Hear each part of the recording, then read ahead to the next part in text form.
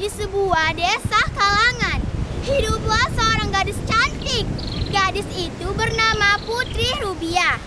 Selain berwajah cantik, Putri Rubia juga bertabiat baik dan taat menjalankan ibadah agamanya. Kecantikan dan kesolehan perilaku Putri Rubia ini pun sampai terdengar ke tempat yang jauh dan menjadi bahan pembicaraan banyak rakyat. Banyak sudah pemuda yang datang untuk melamarnya. Di antaranya ada yang kaya raya, ada yang gagah perkasa, bahkan ada pula yang keturunan dari bangsawan. Akan tetapi, tidak ada satu pun di antara mereka yang berkenan di hatinya.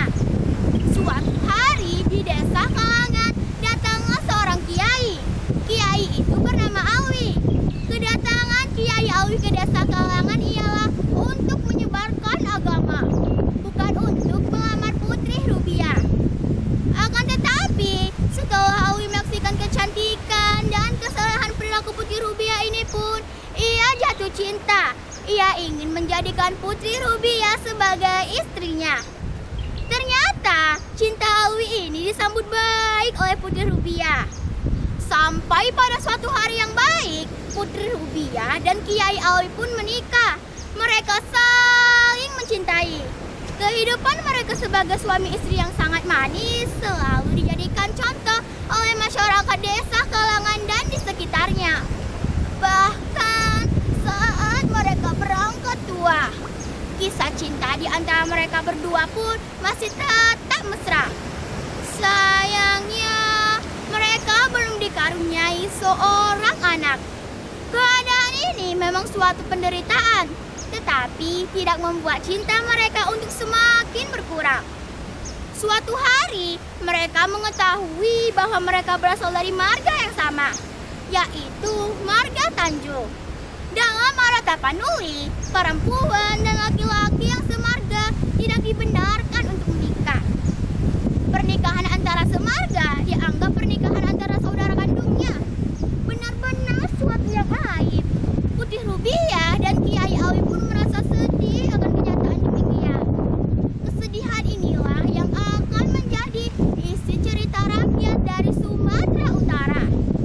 Setelah penduduk desa kalangan mengetahui bahwa mereka berasal dari marga yang sama, penderitaan yang dialami Putri Rubia dan Kiai Alwi pun semakin bertambah-tambah.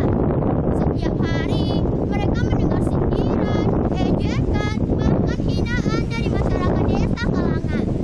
Masyarakat menghina mereka karena menganggap pernikahan Putri Rubia dan Kiai Alwi tidak sah. Putri Rubia dan Kiai Alwi pun memutuskan untuk pergi dari desa kalangan. Namun, kemana mereka harus pergi? Rasa malu mencegah mereka untuk pergi ke tempat-tempat yang penduduk mengenalnya. Kiai Alwi merasa sedih apabila Rubia juga harus pergi. Biar aku yang pergi. Jika aku pergi, pasti keadaan akan semakin membaik. Dan Putri Rubia akan diterima kembali oleh masyarakat desa kalangan. Maka, setelah berpikir matang-matang, Alwi pun mengambil keputusan penting. Ia menekat untuk pergi dari desa kalangan. Dengan mengendap-endap, ia pergi menuju pantai. Kebetulan di sana ada sebuah kapal yang akan berlayar. Ia menemui nahkoda kapal itu, mengatakan akan ikut berlayar dengan kapal itu. Kumono saudara akan pergi? Tanya nahkoda kapal dengan Kiai Alwi. Kumono saja kapal ini berlayar, saya akan ikut, jawab Alwi. Namun nahkoda itu tidak langsung menjawabnya. Ternyata nahkoda itu menjadi ragu-ragu. Ia curiga, jangan-jangan orang ini seorang pencuri atau perampok, bahkan barangkali seorang pembunuh. Ia pun berdiskusi dengan para kedua pembantunya. Seandainya engkau menjadi dia, apa yang akan kau lakukan? Tanya nahkoda kapal dengan para pembantunya. Akhirnya, para pembantunya pun menyetujui permintaan Alwi itu. Maka kapal itu lalu membongkar sauh kemudian berlayar